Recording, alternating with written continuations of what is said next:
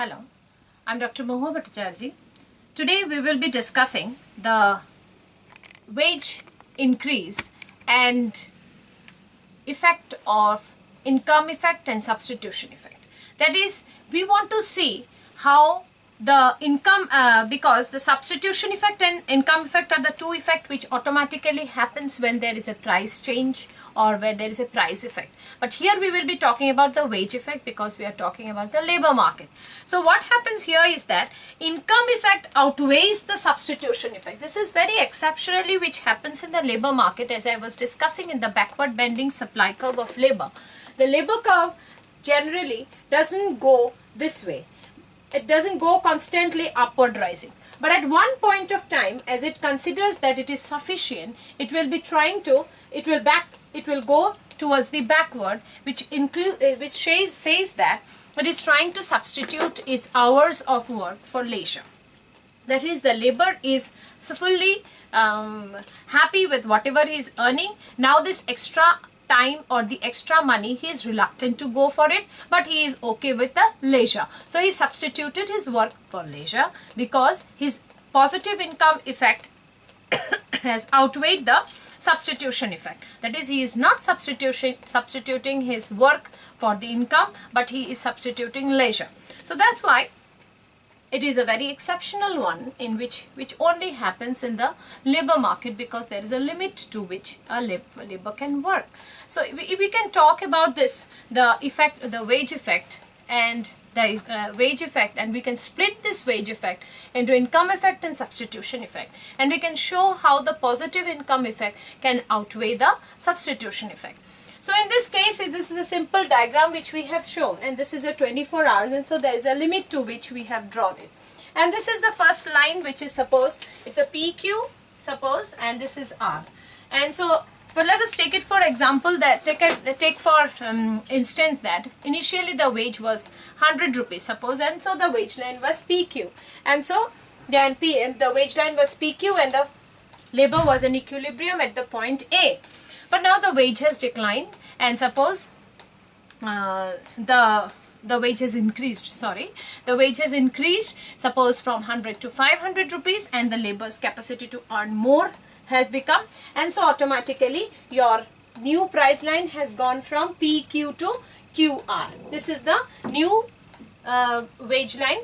Earlier it was PQ with the less, suppose as I was talking about, it was of suppose 500 rupees which you were earning. Now it has increased to 1000, so it is RQ is the new equilibrium point. So now as you were working for 16, this is your working time, so 16 you were working, and now it has gone to B, that is 19. So you are 16 to 19, so your leisure hours you have increased. This 3 hours you have increased your leisure hours, because you are going towards this leisure time. This is your minimum, and this is your leisure, and this is your work.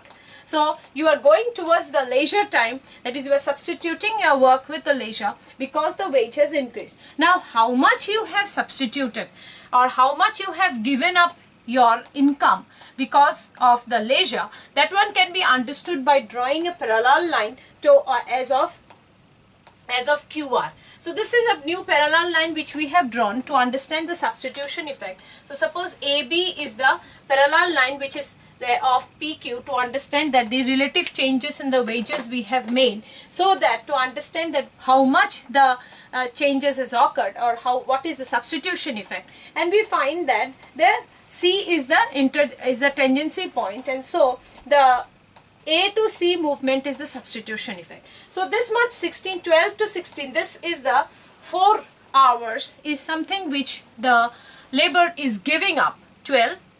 16 minus 12. So this 4 hours is something which is coming up as a substitution effect, and this substitution effect is been outweighed by the positive income effect. So the income effect is outweighing the substitution effect, because the additional income has given so much wellness among the labor so much that they are reluctant now to substitute to work for income. So this is something which is how much they have substituted. That one we can understand by drawing a parallel line or by finding out the substitution effect by drawing a tangency towards the to the original indifference curve. This one is your IC1, this is the original indifference curve, and this is your IC2, which has occurred due to the increase in the wages. So B is the tangency point with the increase in the wages from the PQ to QR is the shift which we happen, and so the person has increased the leisure. But how much he has given up his money, or what amount of money he has given up. RA is the amount of money which he has given up, because this is something which he would have got if he would have worked, but now he is working. Now with the substitution effect we understand that he is somewhere here. So that's why this is the sacrificing amount which he has done, and so this shows that the positive income effect is outweighing the substitution effect. So because of this philosophy we have got a backward bending supply curve of labor. So that's why we find that even if the reduction of the hours worked arises, because the income effect outweighs the substitution effect, and this makes only the supply curve to move backward. So that's why we only discuss, we talk that the labor market's supply curve is not as usual. But this split of the wage effect into the income effect and the substitution effect makes it very clear that even if we pay additional wages, the laborers do not go towards the work, but they go towards the leisure, because they and how much they are giving up their income we can understand by drawing by substitution effect, which we have done it, and we have seen that. So now the movement from A to C is something which is called the substitution effect, and if it has been given back, and then C to B is something which is called the income effect. So this is something which we understand that as a split of wage effect, and which also explains why in the labor market the supply curve bends backward.